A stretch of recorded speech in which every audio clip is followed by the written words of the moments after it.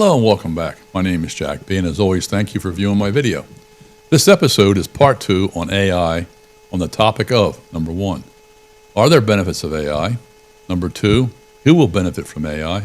And number 3, will the average working class person, blue collar and white collar, benefit from AI? One way or another, there will be many jobs affected by AI. It's hard to imagine all the jobs that might possibly be lost. Corporations are focusing the use of AI everywhere. Perhaps grouping careers, jobs, and fields of work by function and type might give us an idea of what lies in store for the average person and their work. Some categories and types that will be affected are as follows. Number 1, jobs that review documentation for content and or accuracy will disappear. Forms such as tax returns, financial disclosures, legal documents, medical and data forms. And number 2, lab work.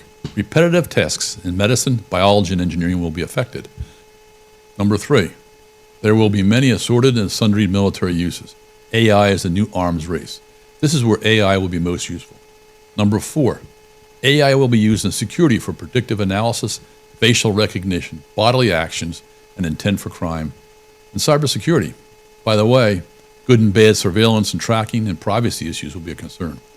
Under this topic, it'd be a good time to suggest that you research Palantir Technologies. Palantir Technologies and its CEO Alex Karp are very efficient in the use of AI in many diverse ways in the military, financial, and covert arenas.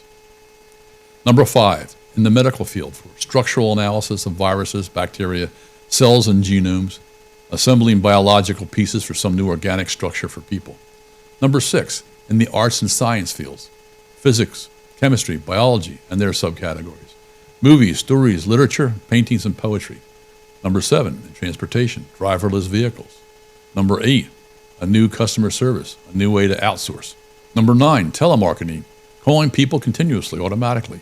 Number 10, retail cashiers and salespeople. Number 11, paralegals. Number 12, all disciplines of engineering, mechanical, chemical, and electrical. Number 13, education, teaching and administration. 14, market research analysis. And 15, creative people such as artists and poets. And number 16, graphic designers, copywriters, proofreaders. Number 17, bookkeepers and accountants. 18, all manufacturing and assembly plants. Wow, that keeps going on and on and on.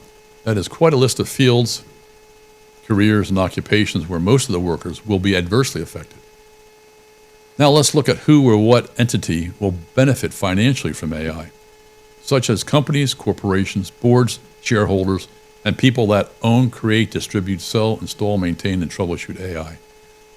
Number 2, companies and corporations, government departments, and agencies that use AI. Number 3, companies that mine the ore. Number 4, companies that extract the raw material from the ore.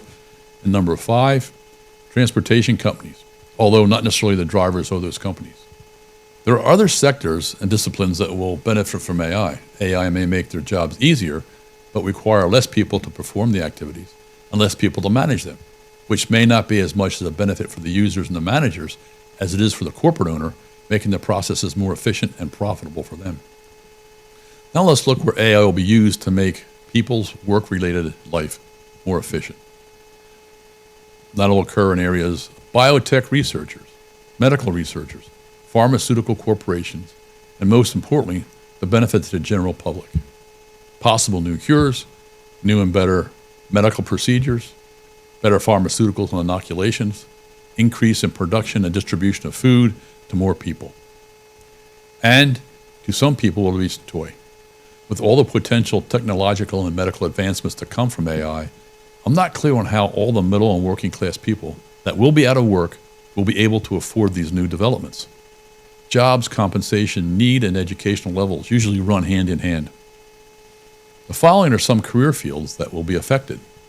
Engineering, medicine, science, finance, and law are among the top careers for higher education. In the educational middle are technicians, skilled trade jobs, teachers, administration, and sales. Then there is the unskilled labor force, that work which must be performed but requires minimal education. There will be lost management at all levels for each area noted. On another note, and I've said this a couple times, I continue to hear false statements being asserted stating the use of AI is environmentally neutral and can improve the environment. To be clear, all people will suffer from more pollution caused by the life cycle of all the material, power, support material, and services required for AI. Some questions to close the topic of whether AI is beneficial to all.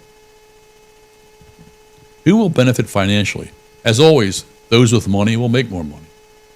Will there be an impact on the environment? Yes, left unchecked, there'll be a negative impact on the environment. Will there be disruption and loss of jobs? Yes, direct AI replacement job loss. Educational shifts in higher education and knowledge requirements will cause loss of jobs. And not just the performers of the activities will lose their jobs, their managers will also lose their jobs. Who will be hit the hardest? It appears to me that the white-collar and blue-collar workers, as well as the middle to the lower income echelons of the population, will see the most adverse impact on their lives. And finally, back to the original question of this episode. Will the general public benefit from the use of AI? Yes, there is a possibility the general public will benefit from AI.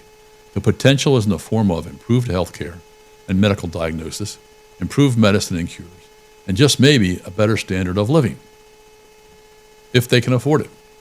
I suggest that if corporations, developers, salespeople, distributors, waste and pollution control companies, and cybersecurity issues go unchecked, AI won't be worth it. It'll harm everybody. But if all aspects of AI are transparent and regulated, owners and abusers are held accountable, and if necessary, held criminally liable, and the safety, health, and welfare of the people are the primary concern over AI, with access to improved healthcare, medicine, including proven vaccines, improved food distribution, and reduced exposure to pollution, then AI will be a great benefit to the average person. One last observation. I see advertisements that plead for Americans to vote to prevent regulations on AI to allow America to be number one in the world for AI. The paid ads stipulate that China, the CCP, is our number one rival in AI, which I agree, but there is no mention of Russia, Iran, or North Korea. These other three countries are as much an AI cyber threat to the U.S. as the CCP. As a matter of fact, all four countries have agreements in place to support each other against the U.S. Again, this advertisement is another example of one-sided info manipulation of the population. The sooner we get the entire picture in context from our leaders, the better our country will be. It will start to build back trust. Currently, the CCP dwarfs the U.S. in manufacturing capabilities. The CCP has over 100 million manufacturing workers, while the U.S. only has 11 million manufacturing workers.